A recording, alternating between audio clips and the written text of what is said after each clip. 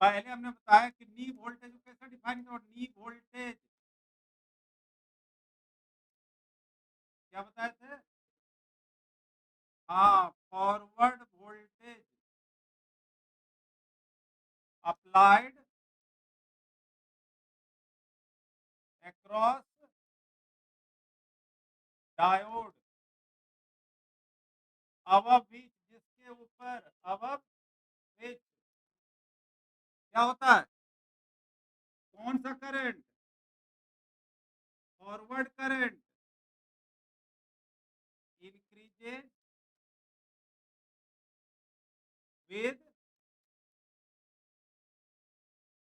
Increase in voltage, क्योंकि उसके पहले तो वोल्टेज बढ़ा रहे थे, करंट नहीं बढ़ रहा। और क्या दूसरा बताया, कौन सा?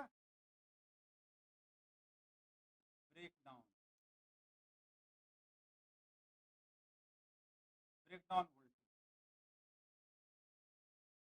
तो ब्रेक डाउन वोल्टेज किस में आता है? ये रिवर्स वोल्टेज है, reverse voltage applied across diode across it, वहां पर लिखे थे अब लिख दिए एट था, यहाँ पर क्या एट विच करंट जो है, कौन सा रिवर्स करंट होगा? रिवर्स करंट क्या बताइए कि बिना बढ़ना है तो सडनली होना बढ़ाना शुरू हो जाए। रिवर्स करंट इंक्रीजेज, एक टर्म यहाँ यूज करते हैं अब्रप्टली, समझ में क्या मतलब हुआ अब्रप्टली, बिना रुकावट के, अब्रप्टली और abruptly without increase in voltage, voltage भी नहीं बढ़ाते हैं लेकिन करंट विदाउट इंक्रीज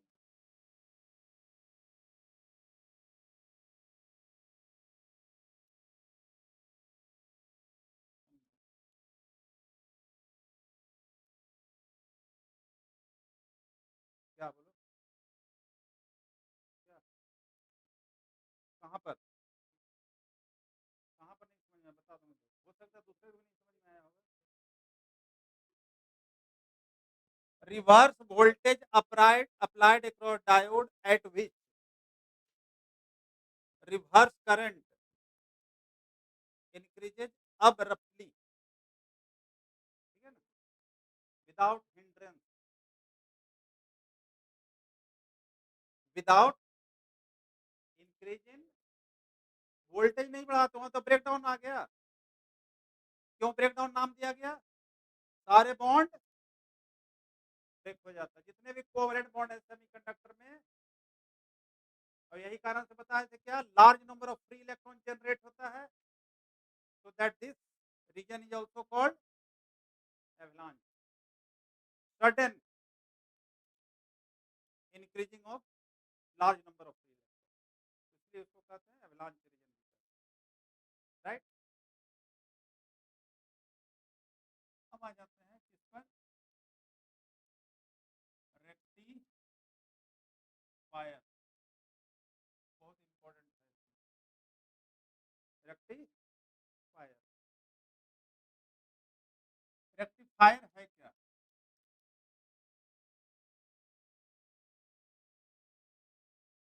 रेक्टिफायर क्या है, प्रश्न बताओ। हमेशा वही बात, उस दिन भी तुम यही बात बोली। रेक्टिफायर क्या है? इज डिवाइस को कन्वर्ट करता है, विच कन्वर्ट एसी, एसी मतलब alternating current into direct current, जो अल्टरनेटिंग करंट को डायरेक्ट करंट में चेंज करता है, उस डिवाइस को ही कहते हैं हम लोग क्या चीज, रेक्टिफायर। रेक्टिफायर। तो बताओ किस प्रिंसिपल पर वर्क करता है? सोनिया गांधी तो मत बनो।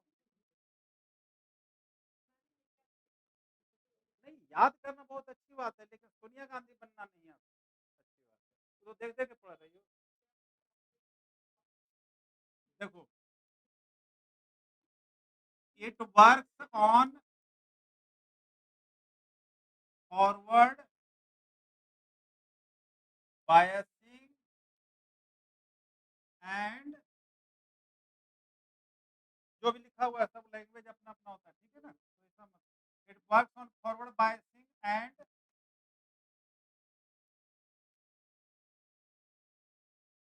रिवर्स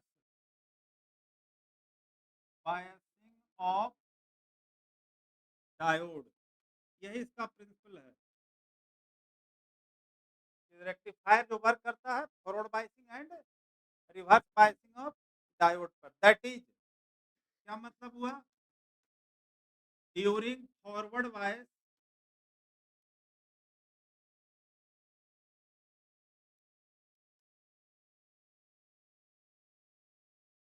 ऑफर लो रेसिस्टेंस, जिस समय डायोड फॉरवर्ड बायस होता है वहां रेसिस्टेंस कम हो जाता है, एंड तो लो रेसिस्टेंस होगा तो करंट फ्लो करेगा, and during reverse biasing offer high resistance, तो हाई रेसिस्टेंस और करंट फ्लो नहीं करेगा, यही इसका प्रिंसिपल है। लो रेसिस्टेंस में करंट फ्लो करेगा, हाई रेसिस्टेंस में करंट फ्लो नहीं करेगा।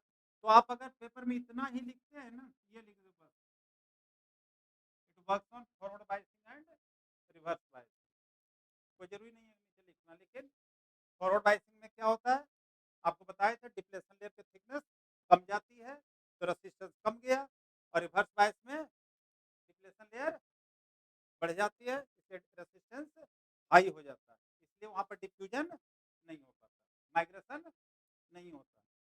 किसका माइग्रेशन? मेजॉरिटी कैरियर का माइग्रेशन नहीं होता। ठीक है। अब जो है रेक्टिफायर दो तरह का है। रेक्टिफायर क्या है? दो तरह का, एक को कहते हैं half half wave rectifier, half wave rectifier, और दूसरा होता है फुल वेव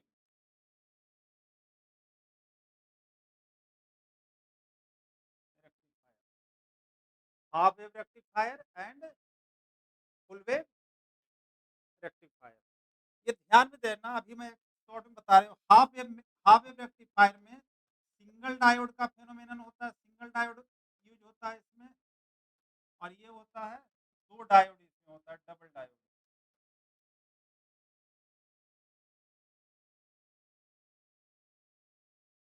ठीक है।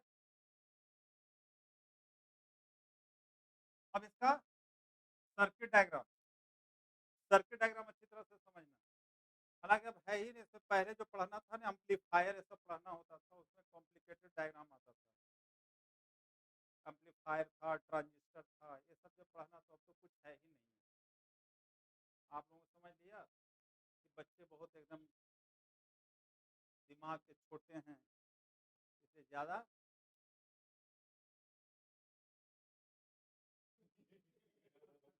ज़्यादा नहीं पढ़ने की ज़रूरत है। नहीं तो इसमें जानते हो, मतलब 2-2 महीना तक लगता था सेमीकंडक्टर पढ़ाने में, और उसके बाद भी बच्चे जल्दी समझता ही नहीं था, सर्किट डायग्राम ही नहीं। चलो, तो पहले जो है हाफ वेव रेक्टिफायर, कौन सा? हाफ वेव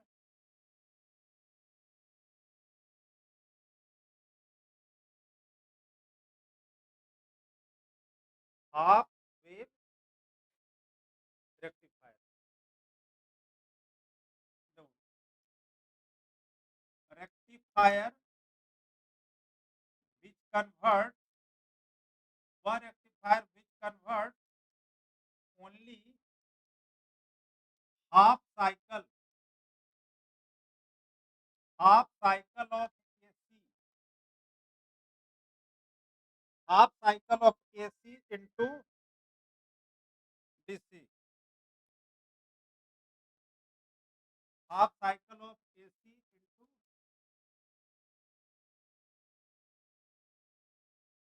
हाफ साइकिल पता है ना अल्टरनेटिंग करंट का जो ग्राफ होता है साइन ग्राफ होता है,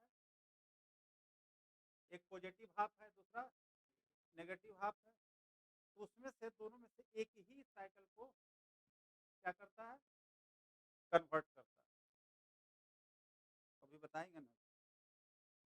तो आपने देखा होगा दिवाली में जो आप लगाते हैं ना क्या नाम है लाइट जो लगाते हैं, तो एक में क्या करता है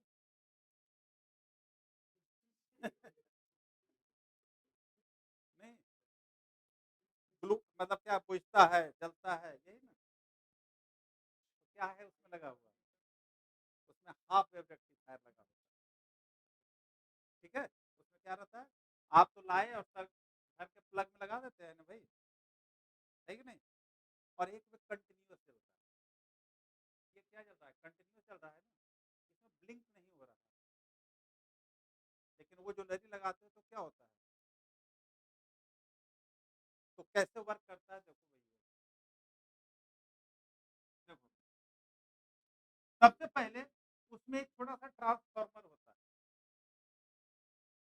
क्योंकि ऑल्टरनेटिंग करंट घर में जो सप्लाई है 220 वोल्ट है, क्या है, और जो डिवाइसेस है एलईडी ये सब जितना भी है आपका जो उसमें लगा हुआ है मैक्सिमम से मैक्सिमम 6 वोल्ट पर वर्क करता है, 12 वोल्ट पर वर्क करेगा, और कहाँ घर में कितने सप्लाई आ रहा है 220, तो सबसे पहले 220 को कन्वर्ट करना होगा, एक छोटा ट्रांसफार्मर होता है उसमें, तो कौन सा ट्रांसफार्मर होगा घर में आया 220 उसको 12 वोल्ट में लाएगा, कौन सा ट्रांसफार्मर, स्टेप डाउन ट्रांसफार्मर लगा होता है, तो पहले वोल्टेज को डाउन किया जाता है,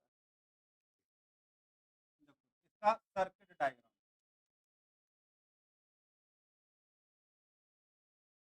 हाफ वेव रेक्टिफायर का सर्किट डायग्राम,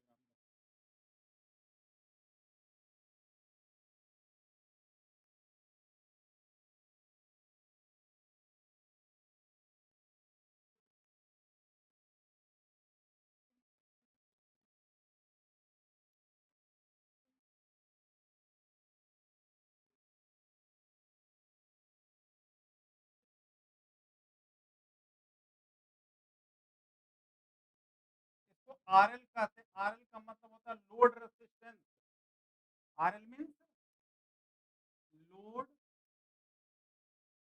लोड रेसिस्टेंस का मतलब क्या होता है जिसके क्रॉस आउटपुट ऑब्टेन हो,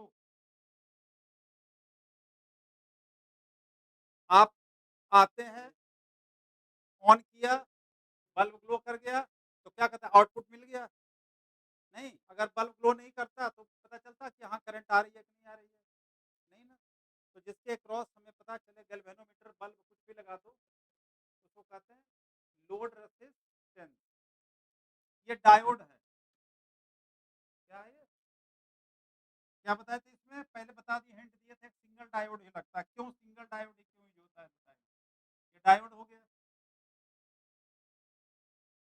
आदित्य तुम बताना, ये गोल गोल गोल गोल बनाया हुआ है और इसमें गोल गोल खम बनाया हुआ है, क्यों बनाया इसका, जो मन में आया बना दिए,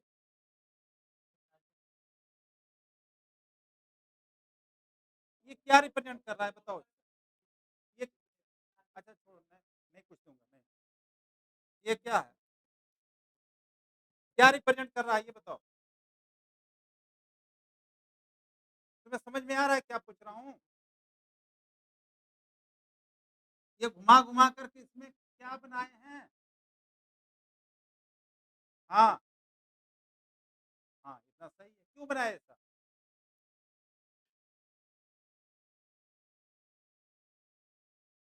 अभी आपको क्या बताए थे,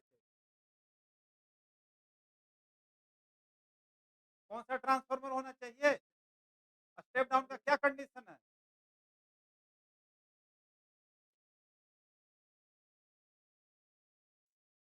फिजिक्स का पेपर दिया कि छोड़ दिया? दे दिया ना। ये कौन सा ट्रांसफार्मर है? स्टेप डाउन ट्रांसफार्मर का ये कंडीशन है कि सेकेंडरी कॉइल में ये प्राइमरी कॉइल है, ये सेकेंडरी कॉइल में नंबर ऑफ टर्न्स कम होना चाहिए। ठीक है, ये ट्रांसफार्मर है, ये प्राइमरी कॉइल है, ये प्राइमरी कॉइल के क्रॉस हम लोग इनपुट देते हैं, यहां से दिया गया इनपुट वोल्टेज कौन सा है? ये एसी है, एसी दिया गया क्योंकि वो सिंबल भी बनाया है उसी का। और यहाँ पर जो मिलेगा वो क्या मिलेगा? डीसी मिलेगा आउटपुट। ये हो गया इसका डायग्राम। अब देखो इसका वर्किंग देखो, ये ट्रांसफार्मर है ना? तुम बताना ट्रांसफार्मर का प्रिंसिपल क्या है, किस प्रिंसिपल पर वर्क करता है ट्रांसफार्मर?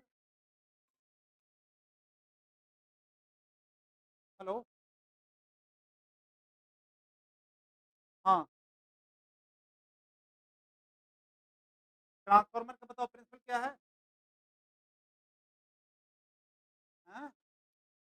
म्यूचुअल इंडक्शन पर वर्क करता है।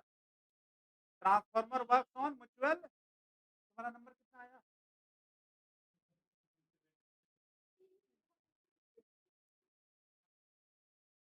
अरे, पास हो गया ना?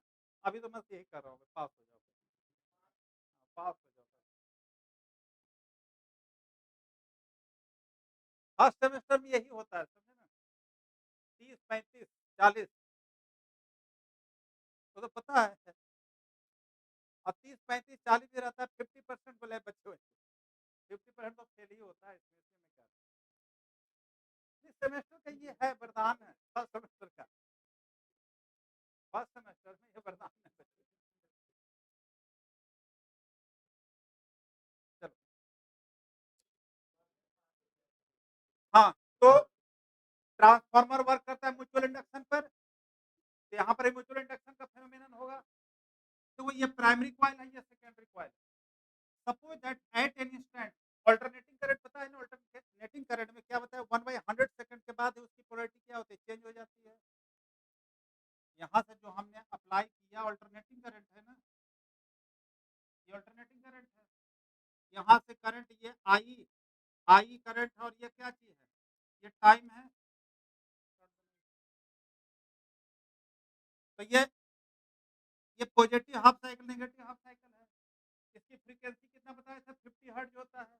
मतलब एक साइकिल को कंप्लीट करने में 1/50 सेकेंड। ठीक है, 1 बाई,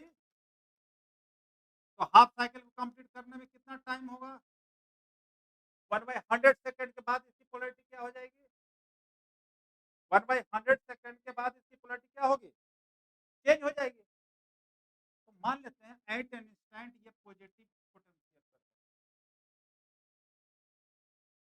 मान लेते हैं, क्योंकि हो सकता है वहां पर नेगेटिव पोटेंशियल भी हो सकता है। तो due to the mutual induction यहाँ पर क्या किया जाएगा? नेगेटिव पोटेंशियल होगा। अगर हम मान लिया यहाँ पर नेगेटिव पोटेंशियल है तो यहाँ पर क्या हो जाएगा? तो ये तो आपके ऊपर है सपोज करना, क्योंकि पहले बताया इसकी पोलैरिटी इतना फास्ट चेंज होता है कि जहां पर सपोज कर रहे हैं 1/100 सेकंड कितना बहुत बहुत कम है ना। तो सपोज दैट यहाँ नेगेटिव पोटेंशियल, तो यहाँ पर क्या हो जाएगा? Positive potential. ये प्लस है, और ये क्या इंडिकेट करता है डायोड का? पी, बताया था क्या है ये? पी। तो पी पॉजिटिव से कनेक्टेड है, तो क्या हुआ? फॉरवर्ड बाइस हुआ कि क्या हुआ? Reverse bias. तो फॉरवर्ड बाइस हो गया, यहाँ पर क्या है? फॉरवर्ड बाइस हो गया। फॉरवर्ड बाइस में क्या होता है? करंट फ्लो होता है। जब यहाँ पॉजिटिव पोटेंशियल आ गया तो फॉरवर्ड बाइस हुआ ना, तो फॉरवर्ड बाइस में क्या हुआ? करंट फ्लो हो रहा है। रिवर्स बाइस में करंट नहीं फ्लो होता है। तो अगर यहाँ पर समझो क्या, यहाँ पर नेगेटिव पोटेंशियल है, यहाँ क्या हो जाएगा? और अगर पॉजिटिव होता तो इसका मतलब क्या हुआ? एक ही साइकिल में हाफ साइकिल में क्या हो रहा है? फॉरवर्ड बाइस और अदर हाफ में क्या हो रहा है? ये समझ में आया? नहीं, दो सपोज दैट ये हाफ साइकिल ये लो, ठीक है? ये कौन सा पॉजिटिव है? मान लीजिए यहाँ पर पॉजिटिव है। तो उस समय एट द सेम इंस्टेंट ये क्या होगा? नेगेटिव हुआ तो ये क्या हुआ?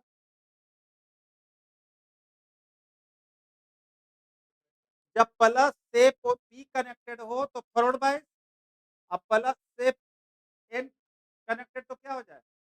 रिवर्स बाइस होता है। पीछे पढ़ाया हुआ है ना? तो यहाँ पर देखो कि फर्स्ट हाफ से पॉजिटिव लिए है ना, यहाँ पॉजिटिव है तो म्यूचुअल इंडक्शन से यहाँ क्या हुआ? फ्लो करेगा करंट। और ये नेगेटिव हुआ और ये पी है तो फॉरवर्ड हुआ कि रिवर्स हुआ? तो डायोड उस समय क्या हो गया? Reverse bias.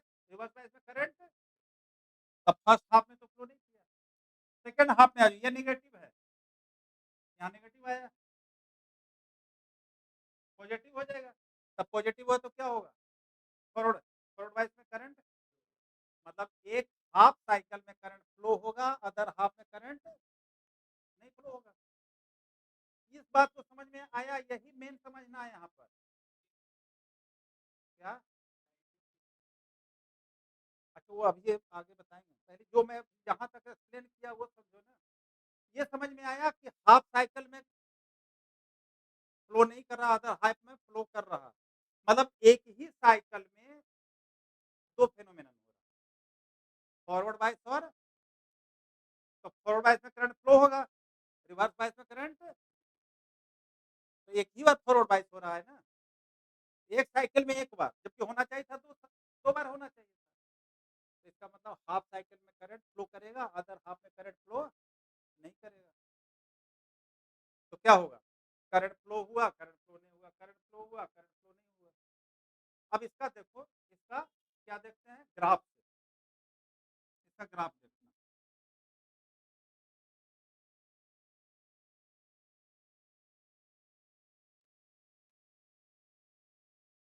देखो, अब इसका ग्राफ है देखो।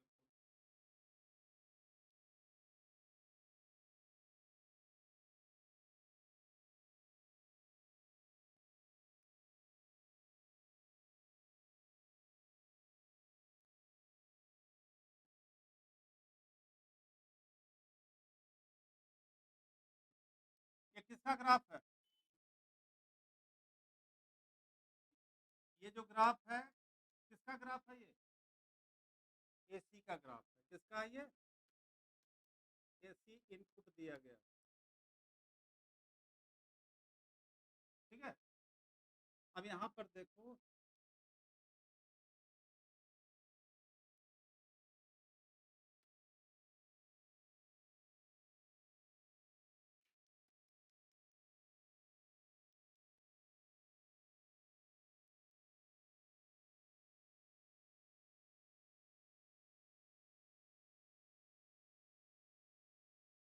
सपोज दैट ये हाफ साइकिल है, हाफ साइकिल में आउटपुट मिल रहा है, अदर हाफ में तो ये नहीं मिला। फिर हाफ में क्या होगा? आउटपुट मिलेगा, अदर हाफ में करंट। तो ये सब क्या हुआ?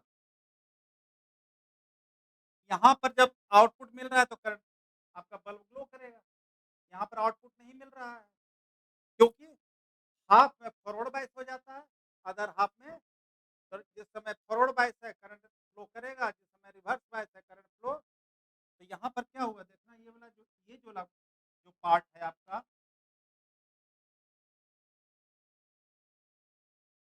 ऐसे जा रहा है ना, मतलब ये डायोड से आउट, ये क्या मिल गया आपको? आउटपुट है, ये आपका आउटपुट।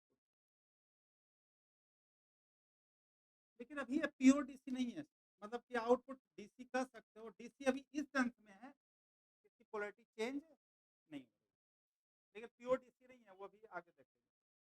तो हाफ वेव रेक्टिफायर में क्या हो रहा है? ओनली हाफ साइकिल में ही, इसीलिए इसको कहा गया है, क्या लिखा है डेफिनेशन में? क्या लिखवाया था? Rectifier which converts only half cycle of AC into DC. Diagram समझ में आ गया ना? रिटर्न में भेज दूंगा, जैसे मैंने लिखवाया था, क्यों लिखवाने में टाइम लगेगा, इसलिए ये ज्यादा यूज नहीं होता, इसमें एनर्जी का लॉस ज्यादा होता है। ठीक है, इसको और भी कहते हैं, ग्राफ को कहते हैं आउटपुट वेव।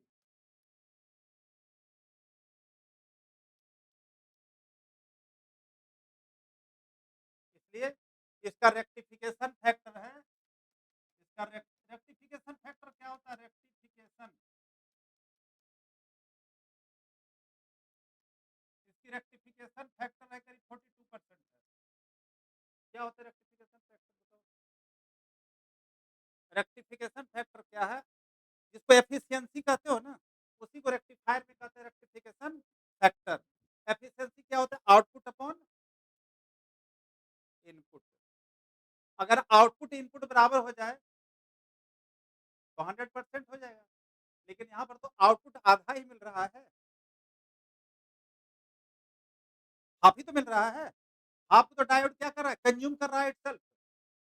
इसलिए यहाँ पर जो डायोड जो है, एलईडी जो है, डायोड जो है आपका ज्यादा क्या होता है? फ्यूज होता है, बार बार बस्ट कर जाता है।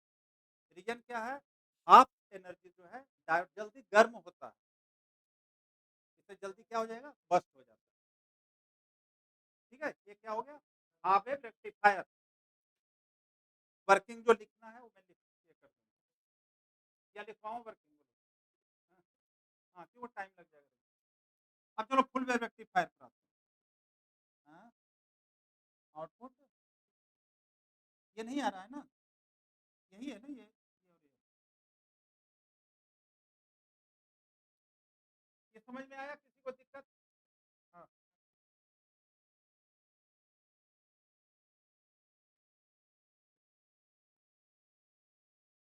अच्छा तो तुम नीचे से ग्राफ बना दो। नहीं समझा? मैंने क्या कहा कि कोई जरूरी है, वो तो आपको 1/, क्या बताया, 1/100 सेकंड में पोलरिटी क्या हो रही है? चेंज हो रही है। अब जैसे ये कह रहा है कि सर मैं समझ गया क्या कहना चाह रहा है। ये कहना चाह रहा है कि देखो इधर,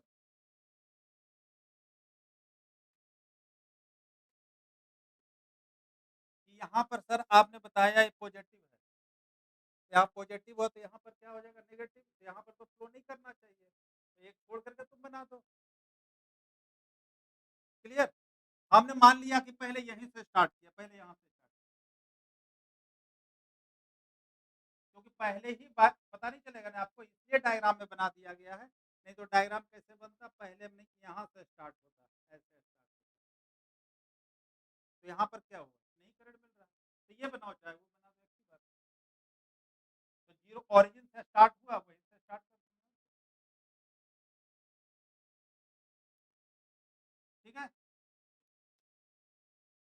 तो अब आते हैं किस पर?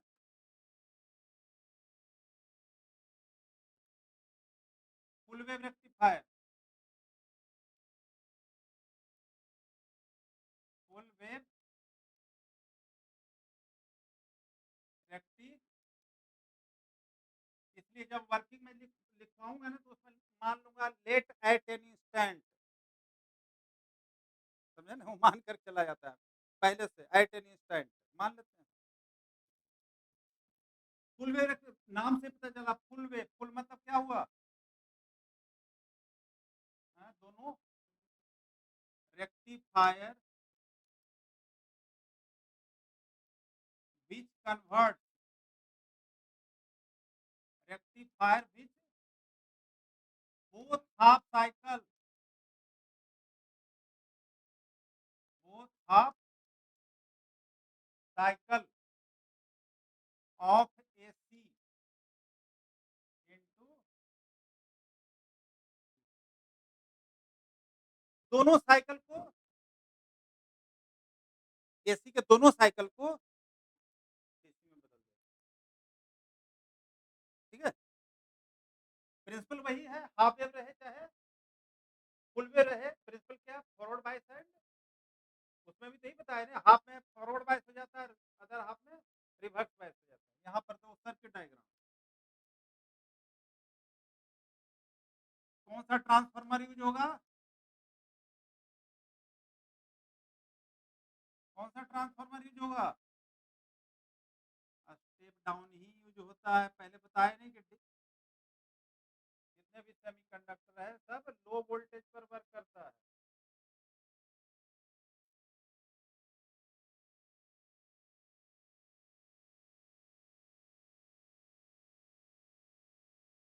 इसमें दो डायोड यूज होता है, डायोड D1 और दूसरा है डायोड D2।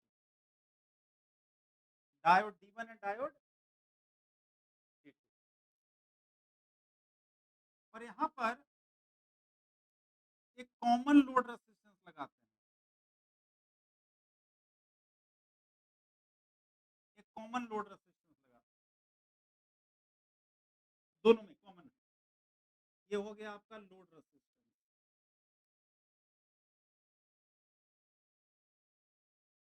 यहाँ से इनपुट AC दिया गया है और इसी के अक्रॉस मिलता है, इसके अक्रॉस जो लोड रेजिस्टेंस है ना, इसके अक्रॉस आउटपुट DC ऑफसेट।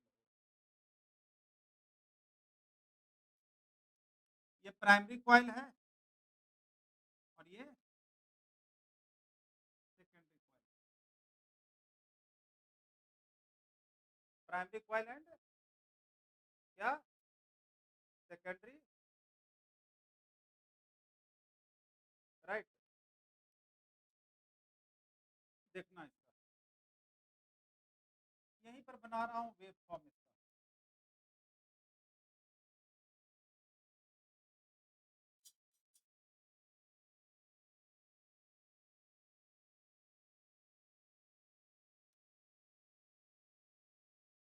ये इनपुट ऐसी है, यहाँ पर देखना,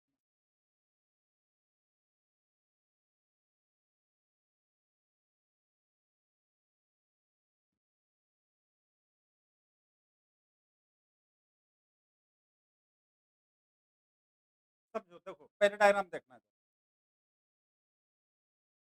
तो क्या है कि full way rectifier is rectified with help of the two diode, diode D1 and which is connected across the, किसके क्रॉस होता है, across the secondary coil of a step down transformer। कहाँ पर लगा हुआ है, सेकेंडरी कॉइल पर।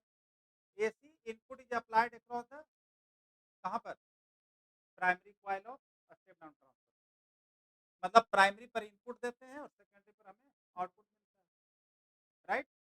मान लेते हैं कि एट एनी इंस्टेंट, थोड़ा सा लिख देता हूँ तब, एट एनी इंस्टेंट, तुम जो कंफ्यूजन तुमको लिखा नहीं, हर एक में ऐसे ही लिखेंगे। एट एनी इंस्टेंट P1 मान लेते हैं, P1 is at negative potential. हमने मान, कोई जरूरी नहीं कि P1 नेगेटिव पर ही होगा, हो सकता है पॉजिटिव पर भी हो। P1 इज एट, तो उस समय P2 क्या होगा, पॉजिटिव होगा। अब म्यूचुअल इंडक्शन से ये नेगेटिव हो तो ये क्या हो गया, यहाँ प्लस था तो क्या हो जाएगा,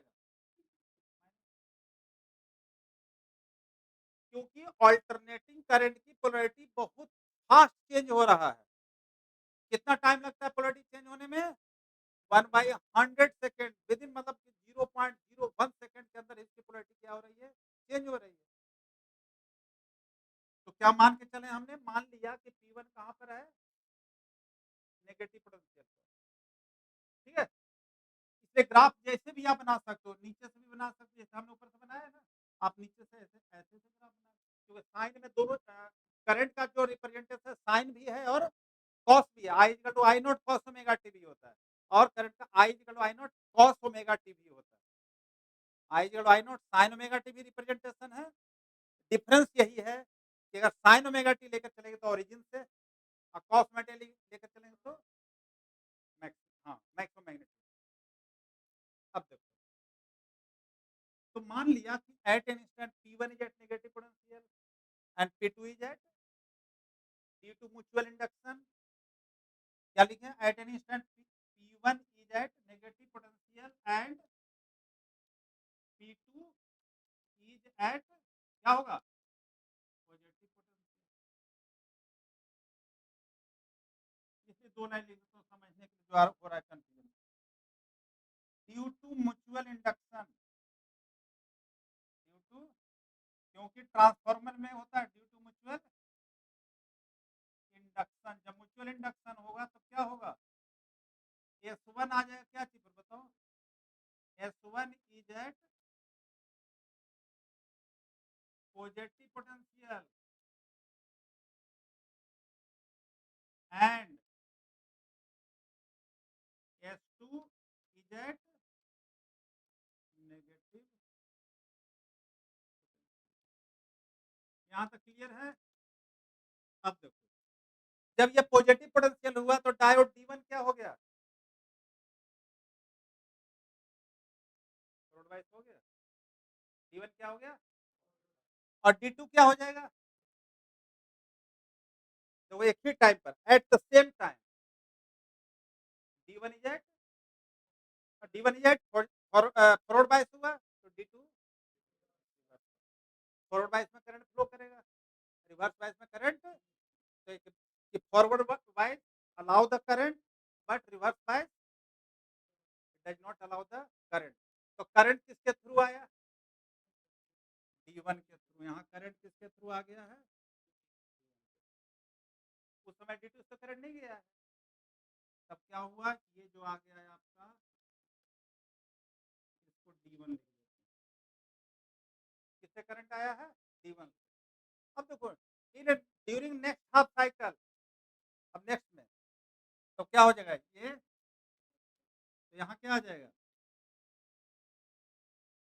due to the mutual induction यही प्रोसेस रिवर्स हो जाएगा ना ये क्या हो जाएगा अब यहाँ अब क्या हुआ D1 will reverse bias and D2 will so D1 will not allow to pass the current but D2 will तो सेकंड में कहाँ से चला गया करंट तो यहाँ पर किससे आया ये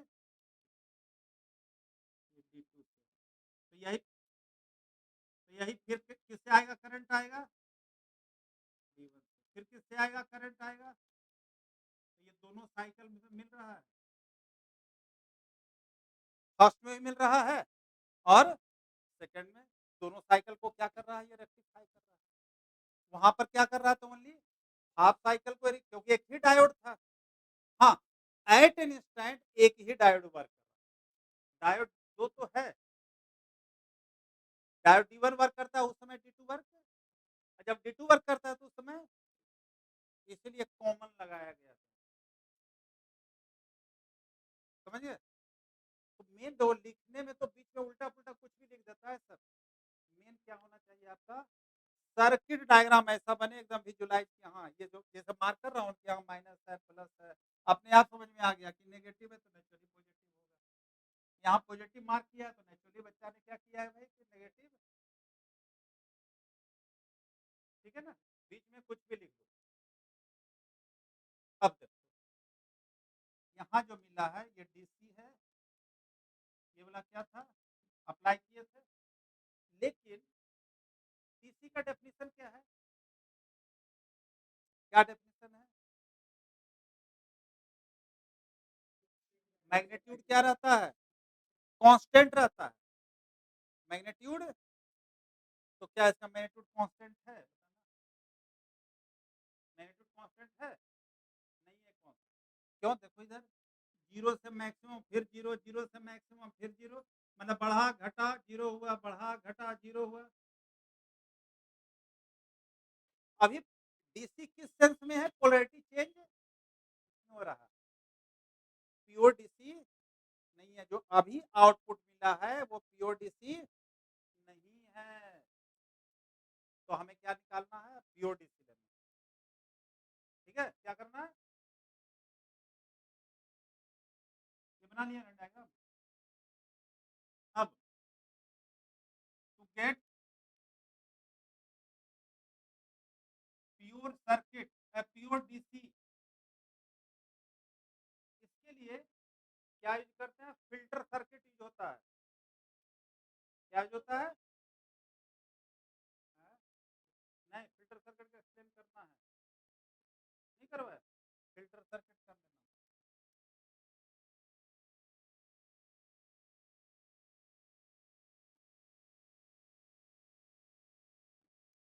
उसी में एक्सप्लेन किया हुआ है जो है ना, अलग से करवाते नहीं, तो वो है जो देखो ये सही आया कैसे, ये तो है फिल्टर, नहीं कैसे करवाया, ये तो करवाया है।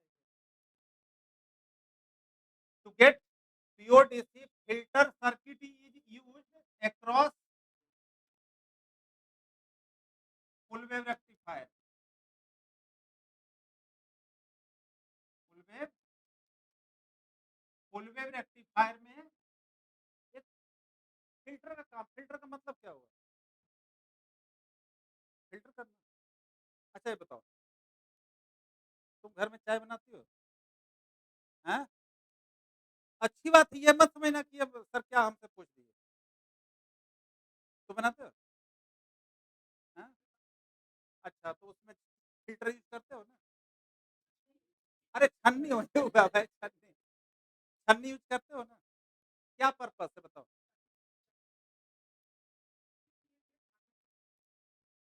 क्या खाने में नहीं आया है? अच्छा क्यों, क्यों उसका लिक, हाँ चाय मतलब लिक्विड जाए, क्यों लिक्विड क्यों चला जाता है? हैं? क्या? हाँ, इसका मतलब है कि लिक्विड मॉलिक्यूल्स के लिए वो जो फ़िल्टर है आपका, लो रेजिस्टेंस प्रोवाइड कर रहा है,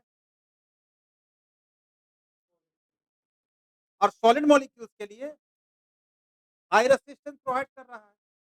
करंट के रिस्पेक्ट में देखो, तो जहाँ लो रेजिस्टेंस फ्लो होता है वो तो पास कर देगा करंट को, और जहाँ हाई रेजिस्टेंस है, अरे उसका मॉलिक्यूल का साइज़ बड़ा है, और उसका जो कह रहे हो छननी जो बताया ना, उसका जो फ़िल्टर है उसका साइज़ क्या है? तो इसमें नहीं जाता, यही प्रिंसिपल है केमिस्ट्री के अकॉर्डिंग।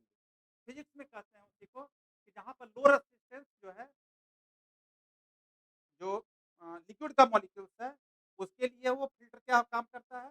लो रेजिस्टेंस की तरह, और जो टी लीफ है उसके लिए वो हाई रेजिस्टेंस की तरह, इसलिए इसका नाम भी पड़ा है फ़िल्टर सर्किट, उसी प्रिंसिपल पर यहाँ भी वर्क कर रहा है। इसलिए नाम दिया गया क्या? फ़िल्टर, मतलब एसी और डीसी को सेपरेट करना, एसी और डीसी को सेपरेट करना यही काम है, फ़िल्टर कर देना। तो कैसे सेपरेट करता है देखो?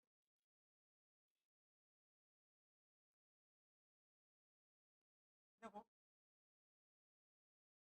एक ब्लॉक बनाते हैं, मान लिया ये जो ब्लॉक आपका, ये रेक्टिफायर है, इससे पहले जो रेक्टिफायर जो फुल वेव रेक्टिफायर है, ये क्या है?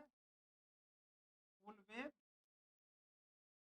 रेक्टिफायर, जो पीछे फुल वेव रेक्टिफायर का सर्किट डायग्राम बनाया है ना, समझो यही ब्लॉक है। यहाँ से दिया गया है आपको, यहाँ से क्या दिया गया था? एसी है ना, ये एसी इनपुट दिया गया था। जब फुल वेव से बाहर निकला, यहाँ फुल वेव से जब बाहर निकला तो क्या मिला यहाँ से? देखना, ये मिला है ना आपको, आउटपुट मिला जो आपको, ये मिला है। अब इससे मतलब इसमें दोनों मिक्स है, चाय पत्ती भी है, चीनी भी है,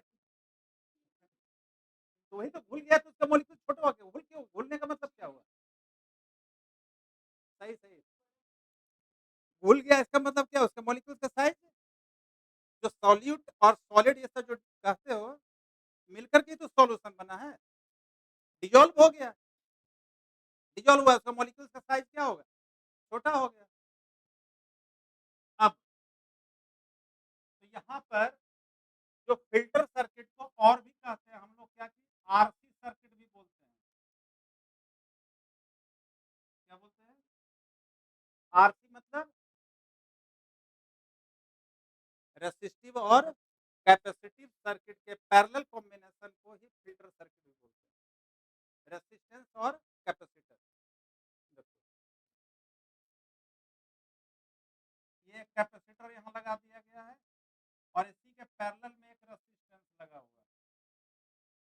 है, ये आर है, यहाँ पर जो मिल रहा है आउटपुट, यहाँ जो मिलेगा वो पीओ डीसी आएगा।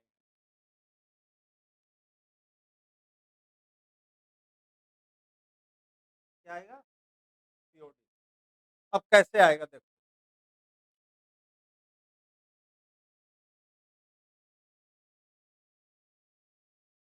यहाँ तक तो समझा हुआ है, यहाँ तक तो समझा हुआ है। ये full wave rectifier, full wave rectifier से यही मिला था ना, ये डायोड D1 से D2 से D1 से लाइक दिस, इसमें दोनों भी है, एसी भी है और डीसी भी है, दोनों पैरेलल में। पैरेलल में क्यों सर्किट लगाते हैं? डिवाइड होता है, करंट क्या हो जाता है, पैरेलल में डिवाइड होता है, और सीरीज में क्या होता है, करंट सेम जाता है। पैरेलल में लगाया, देखो देखो। अब क्या बताए, अभी जो मिला है इसमें एसी भी है और डीसी भी है। देखो फॉर, समझना इस बात को, पहले समझ लो उसका, फॉर डीसी मतलब डायरेक्ट करंट। एक्सी क्या होता है, इसका जो, इसके रेसिस्टेंस को एक्सी कहते हैं, कैपेसिटिव रिएक्टेंस। क्या कहते हैं?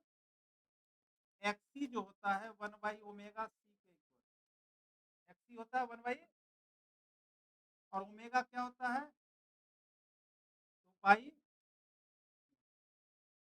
डीसी के फ्रीक्वेंसी होता है, फ्रीक्वेंसी कितना होता है, डीसी की फ्रीक्वेंसी क्या होती है, 0। तो 1/0 कितना, एक्सी कितना हो गया, 0 हो गया ना। 1/0, तो क्या 1/0 क्या हुआ, मतलब कि जो कैपेसिटर जो है, कैपेसिटर है प्रोवाइड इनफाइनाइट रेजिस्टेंस फॉर,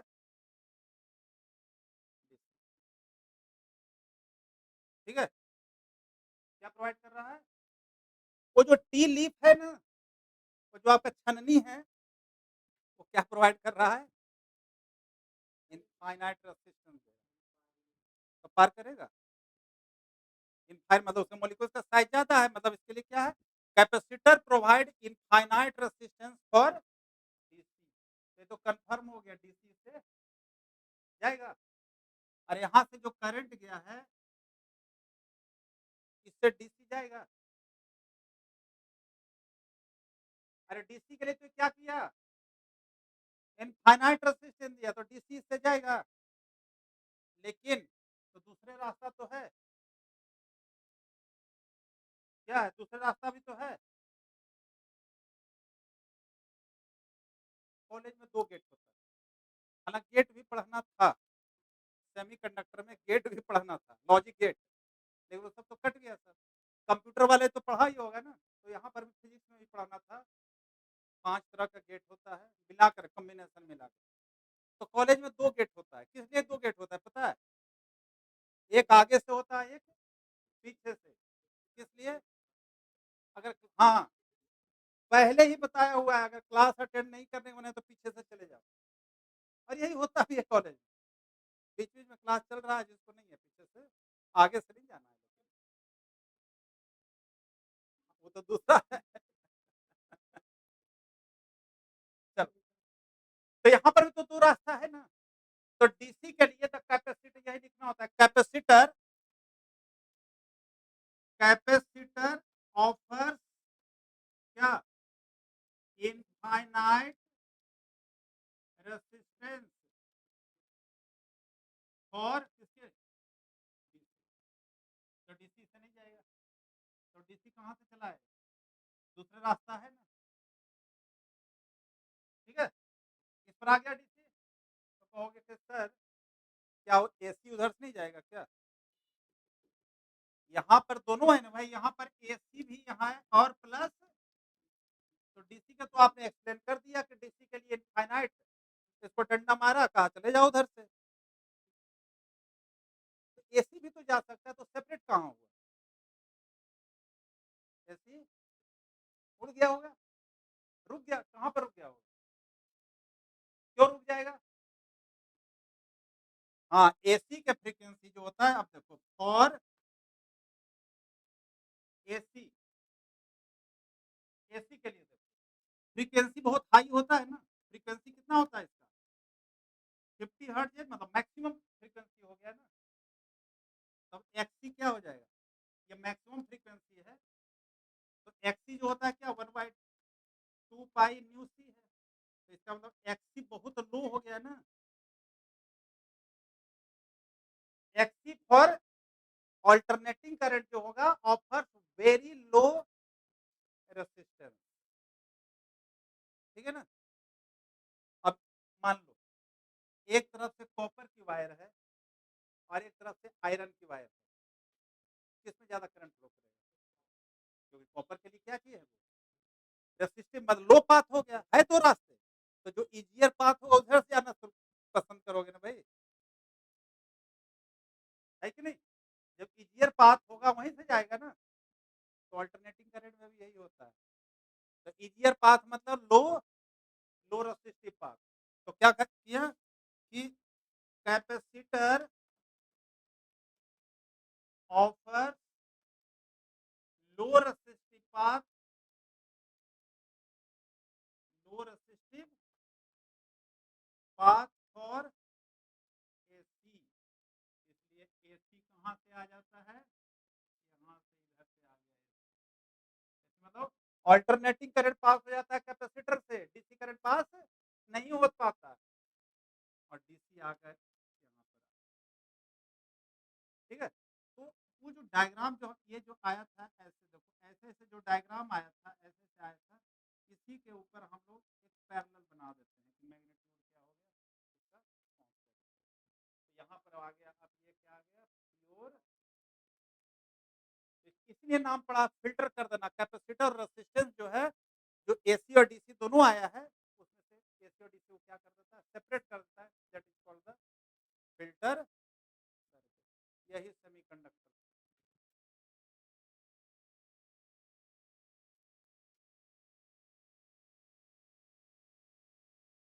ठीक है। तो लिखा हुआ है, आज मैं भेज दूंगा इसको।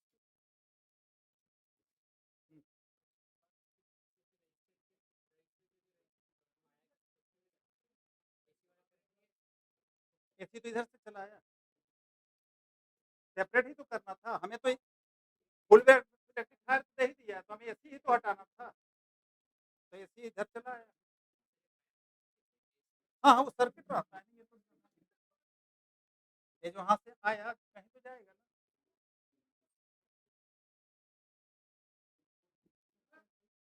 बोलो, नेक्स्ट क्लास में पढ़ा देना, यार कभी ज्यादा पढ़ाए होंगे ना, तो उसमें माइनस